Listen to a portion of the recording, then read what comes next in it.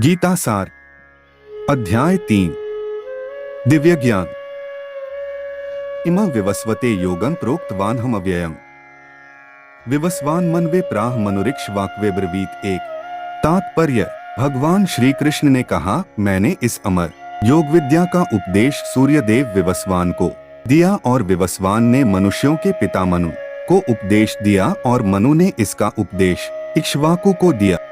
एवं परंपरा प्राप्त मिमा राजर्षयो विदुः सकालिने महता योगो नष्टः परंतप। दो तात्पर्य, इस प्रकार यह परम विज्ञान गुरु परंपरा द्वारा प्राप्त किया गया और राजर्षियों ने इसी विधि से इसे समझा, किंतु कालक्रम में यह परंपरा छिन्न हो गई, अतः यह विज्ञान यथारूप में लुप्त हो गया लगता है।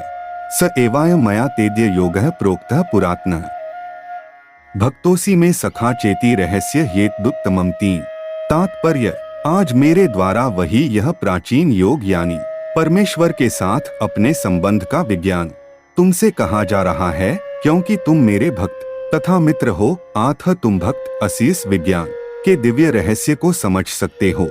अपरं भवतो जन्म परं जन्म विवस्वतः कथमेतद्विजानीया त्वमादौ प्रोक्तवानिति। चार तात्पर्य, अर्जुन ने कहा, सूर्यदेव विवस्वान आपसे पहले हो चुके ज्येष्ठ हैं, तो फिर मैं कैसे समझे कि प्रारंभ में भी आपने उन्हें इस विद्या का उपदेश दिया था। बहुनी में व्यतीतानि जन्मानि तव चार्जुन तान्येह वेद सर्वाणि न त्वं वेत्थ परंतप। पांच तात्पर्य, श्री भगवान ने कहा, तुम्हारे तथा मेरे अनेकानेक जन्म हो चुके हैं, मुझे तो उन सब का स्मरण है, किंतु हे परंतप तुम्हें उनका स्मरण नहीं रह सकता है। अजोपि सन्नव्ययात्मा भूतानामीश्वरोपि सन् प्रकृतिं स्वामधिष्ठाय संभवाम्यात्म माया। छे तात्पर्य, यद्यपि मैं अजन्मा तथा अविनाशी हूँ और यद्यपि मैं समस्त जीवों का स्वामी हूँ, तो भी प्रत्येक युग में मैं अपने आदि दिव्य रूप में प्रकट होता हूँ। यदा यदा ही धर्मस्य ग्लानिर्भवति भारत अभ्युत्थानमधर्मस्य तदात्मानं सृजाम्यहम्। सात तात्पर्य, हे भरतवंशी, जब भी और जहाँ भी धर्म का पतन होता है और अधर्म की प्रधानता होने लगती है, तब तब मैं अवतार लेता हूँ। तात्पर्य, हे भरतवंशी, जब भी और जहाँ भी धर्म का पतन होता है और अधर्म की प्रधानता होने लगती है, तब तब मैं अवतार लेता हूँ। जन्म कर्म च मे दिव्यमेवं यो वेत्ति तत्वतः त्यक्त्वा देह पुनर्जन्म नैति मामेति सोर्जुन। तात्पर्य, हे अर्जुन, जो मेरे आविर्भाव तथा कर्मों की दिव्य प्रकृति को जानता है, वह इस शरीर को छोड़ने पर इस भौतिक संसार में पुनः जन्म नहीं लेता, अपितु मेरे सनातन धाम को प्राप्त होता है। वीतराग भय क्रोधा मनमया मामुपाश्रिता है, बहवो ज्ञानत्सा पूता मद्भाव मागता है। 10 तात्पर्य, आसक्ति भय तथा क्रोध से मुक्त होकर मुझ में पूर्णतया तन्मय होकर और मेरी शरण में आकर बहुत से व्यक्ति भूतकाल में मेरे ज्ञान से पवित्र हो चुके हैं। इस प्रकार से उन सबों ने मेरे प्रति दिव्य प्रेम को प्राप्त किया है। ये यथा मा प्रपद्यन्ते तांस्तथैव भजाम्यहम् मम वर्तमानुवर्तन्ते मनुष्याः पार्थ सर्वशः। 11 तात्पर्य, जिस भाव से सारे लोग मेरी शरण ग्रहण करते हैं, उसी के अनुरूप मैं उन्हें फल देता हूँ।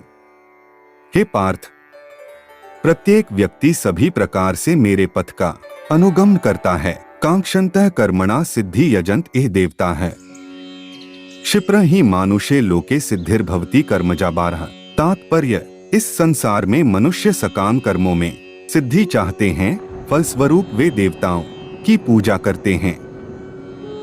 निस्संदेह इस संसार में मनुष्यों को सकाम कर्म का फल शीघ्र प्राप्त होता है। चातुर्वर्ण्य मया सृष्ट गुणकर्म विभागशः तस्य कर्तारमपि मा विद्धय कर्तारम व्ययम। 13 तात्पर्य, प्रकृति के तीनों गुणों और उनसे संबद्ध कर्म के अनुसार मेरे द्वारा मानव समाज के 4 विभाग रचे गए। यद्यपि मैं इस व्यवस्था का सृष्टा हूँ, किंतु तुम यह जान लो कि मैं इतने पर भी अव्यय अकर्ता हूँ। न मा कर्माणि लिम्पन्ति न मे कर्मफले स्पृहा इति मा योभिजानाति कर्मभिर्न स बध्यते। 14 तात्पर्य, मुझ पर किसी कर्म का प्रभाव नहीं पड़ता, न कि मैं कर्मफल की कामना करता हूँ। जो मेरे संबंध में इस सत्य को जानता है वह भी कर्मों के फल के पाश में नहीं बंधता। एवं ज्ञात्वा कृतं कर्म पूर्वैरपि मुमुक्षुभिः कुरु कर्मैव तस्मात् त्वं पूर्वैः पूर्वत्रं कृतं 15। तात्पर्य: प्राचीन काल में समस्त मुक्तात्माओं ने मेरी दिव्य प्रकृति को जान करके ही कर्म किया। अतः तुम्हें चाहिए कि उनके पदचिह्नों का अनुसरण करते कर्तव्य का पालन करो। हुए अपने किं कर्म किम कर्मेति कव्योप्यत्र मोहिता है। तत्ते कर्म प्रवक्ष्यामि यज्ञात्वा मोक्ष से शुभात् 16।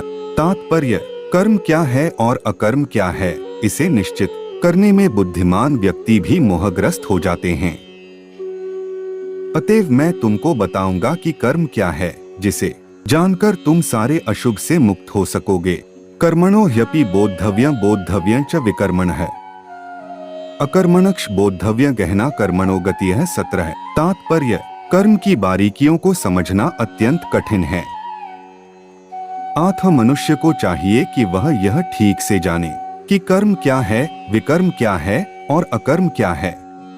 कर्मण्य कर्म यह पश्येत् कर्मणि च कर्म यः स बुद्धिमान मनुष्येषु संयुक्तः कृत्स्न कर्मकृत 18। तात्पर्य: जो मनुष्य कर्म में अकर्म और अकर्म में कर्म देखता है वह सभी मनुष्यों में बुद्धिमान है और सब प्रकार के कर्मों में प्रवृत्त रहकर भी दिव्य स्थिति में रहता है। यस्य सर्वे समारंभाः काम संकल्प वर्जिता है। ज्ञानाग्निद्विध कर्माण तमाहुः पंडितं बुधाः 19। जिस व्यक्ति का प्रत्येक प्रयास उद्यम इंद्रिय तृप्ति की कामना से रहित होता है उसे पूर्ण ज्ञानी समझा जाता है।